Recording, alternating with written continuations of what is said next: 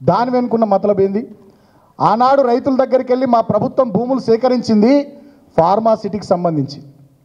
ఫార్మాసిటీని నువ్వు ఎందుకు రద్దు చేస్తూ ఉన్నావు? అక్కడ ఫ్యూచర్ సిటీ పేరిట నువ్వెందుకు కొత్త రియల్ ఎస్టేట్ భూదంద చేస్తూ ఉన్నావు?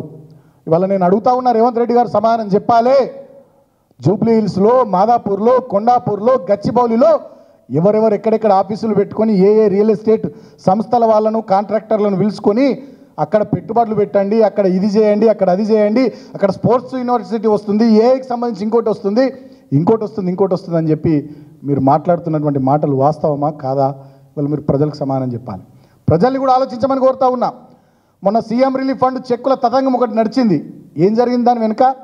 ప్రతి ఒక్క కాంట్రాక్టర్ను పిలవడం, ప్రతి ఒక్క బిల్డర్ను పిలవడం, వాళ్ళందరినీ బెదిరించే తతంగం నడిచింది. ఇవాళ ఈ రాష్ట్రంలో ప్రజాపాలన నడుస్తలేదు.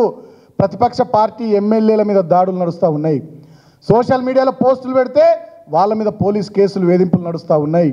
వాళ్ళు ఇచ్చినటువంటి కాంగ్రెస్ ప్రభుత్వం ఇచ్చిన హామీలు, 6 గ్యారెంటీలు అటకెక్కిచ్చేసి ఇవాళ ఇందిరమ్మ ఎమర్జెన్సీ నాటి పరిస్థితులను తీసుకొచ్చి వాళ్ళ వీళ్ళ కంట్రోల్లో ఉండేటటువంటి మీడియాను అడ్డం పెట్టుకొని మొత్తం అటెన్షన్ డైవర్షన్ టాక్టిక్స్ చేస్తూ ఉన్నారు.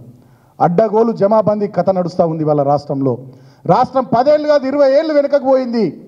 తెలంగాణ ఆనాడు మేము ఉద్యమం చేసి పోరాటం చేసి తెచ్చుకున్న తెలంగాణలో కడుపు కట్టుకొని నోరు కట్టుకొని కేసీఆర్ నాయకత్వంలో 10 ఏళ్ళు మా ప్రభుత్వం పనిచేస్తే ఇవాళ బరి తెగించి విచ్చలవిడిగా దుకాణాలు ఓపెన్ చేసి మొత్తం అడ్డగోలుగా ఇవాళ తెలంగాణను, హైదరాబాద్ను ఆగమగం చేస్తున్నారు.